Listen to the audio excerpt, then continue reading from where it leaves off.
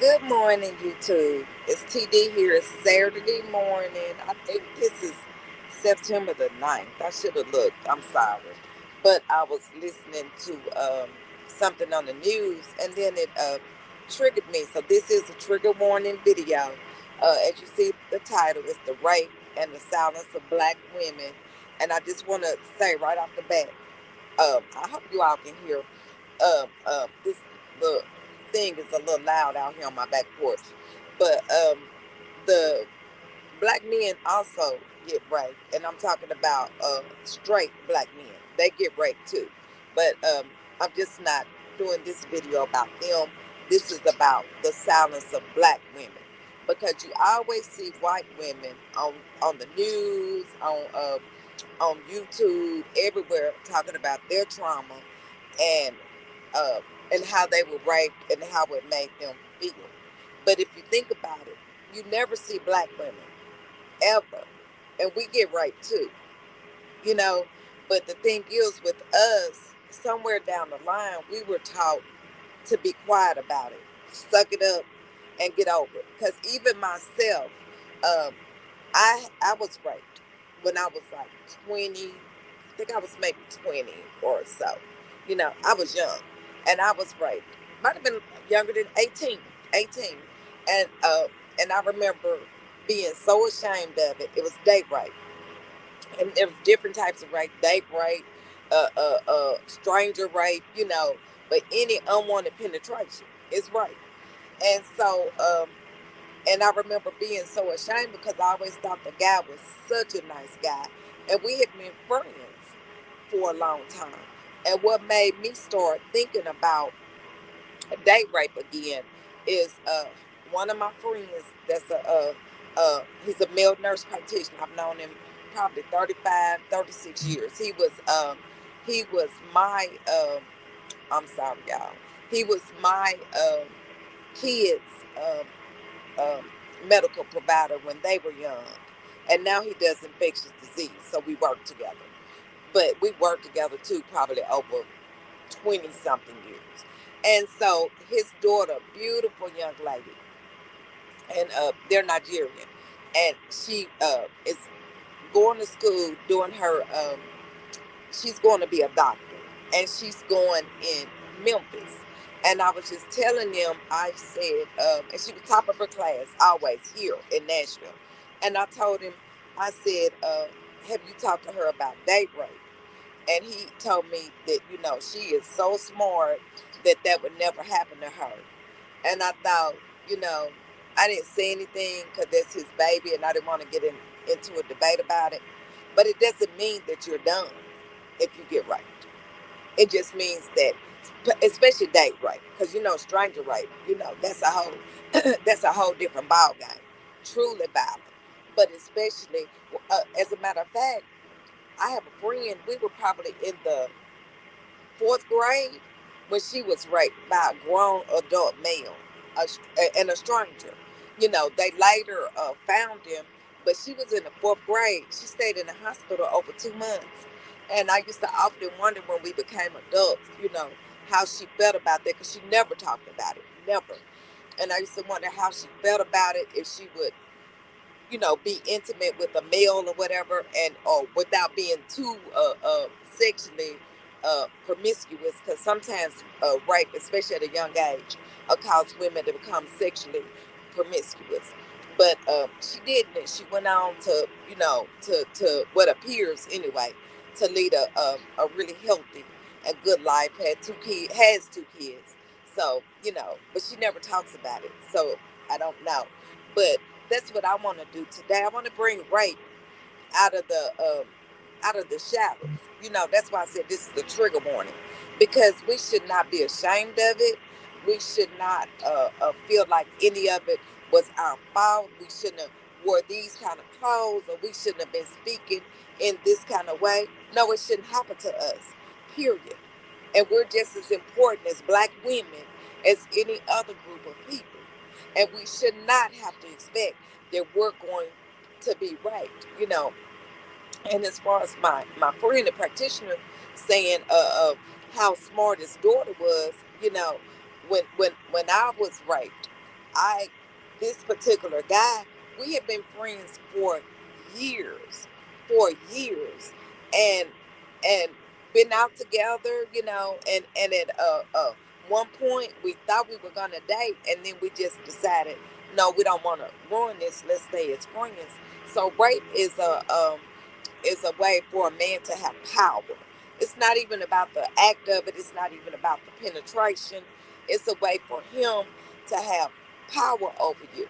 So I say that to say this, you know, you do have to watch certain little signs, because when I think back about it, I did see a few little red flags. When he would like be irritated if I didn't answer the phone for him, or and we just friends, irritated that I didn't go to the movies or something with him on that particular day. I saw the red flags, but I was like, oh boy, just get over it. But they don't always get over it. Sometimes they have in the back of their mind that they're going to fix you. And let's talk about it. We've got to talk about things that happen to people of color, especially black people, that we keep quiet. And we don't need to keep it quiet. There's not a reason for us to keep it quiet. My glasses are bothering me this morning, y'all. There's not a reason for us to keep it quiet, because we've done nothing wrong. We have done nothing wrong. And women, I try, and just like me, because I have 3 sons, I try to always teach them, be respectful, be respectful. If a woman tells you no, you all can be in the middle of intimacy. She say, get up, get up. She say, stop, stop, because no means no. And it depends on, it doesn't matter when it is and what time it is and what's going on. And I don't care if you're at the crescendo, at the very end of your sex session, and you're about to finish your thing up. I do not care. If she say stop, get up, because you're stronger than her. And how dare you, any man, to overpower a woman because of what you want, you know. And as a matter of fact, I know at least, and I have a tight circle. I don't have just a whole lot of friends. I'm not trusting like that. We have to really know each other to become friends. And out of my circle of probably 8 women, 4 of them have been raped. 4 of them, only one stranger rape, but the other 3, it was date rape. It was date rape. And just the fact that you always see these white women on here, and they're always championing them as heroes and survivors and stuff, but we keep silent. We keep silent, because up until a few years ago, myself, excuse me, my allergies messed up. I'm outside in the spit.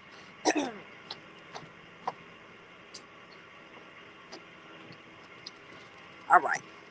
Up until a few years ago, when um, people would talk about their rape, or they would be, crying about their rape, and I would be like, well, shoot, just get over it. Just get over it.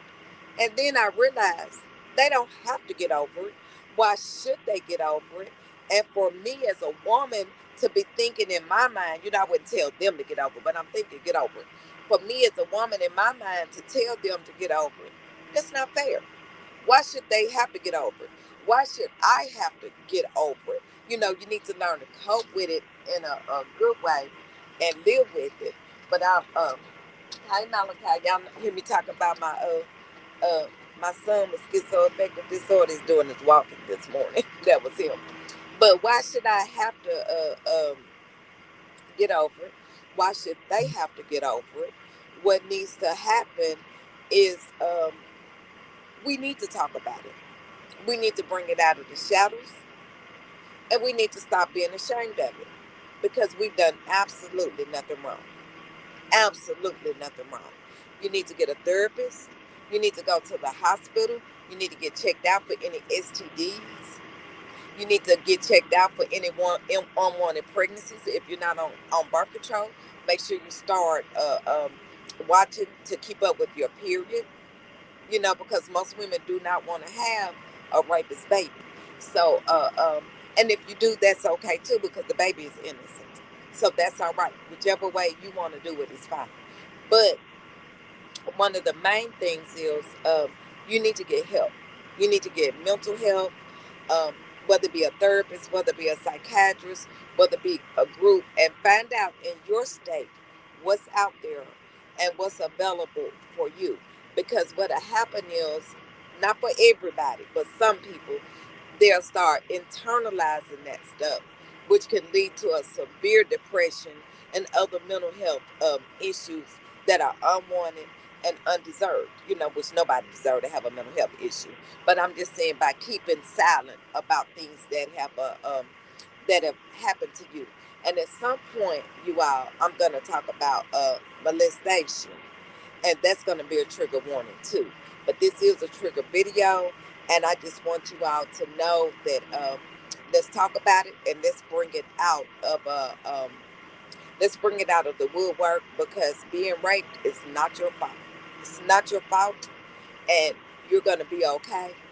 And it does not make you a bad person, but it will change you.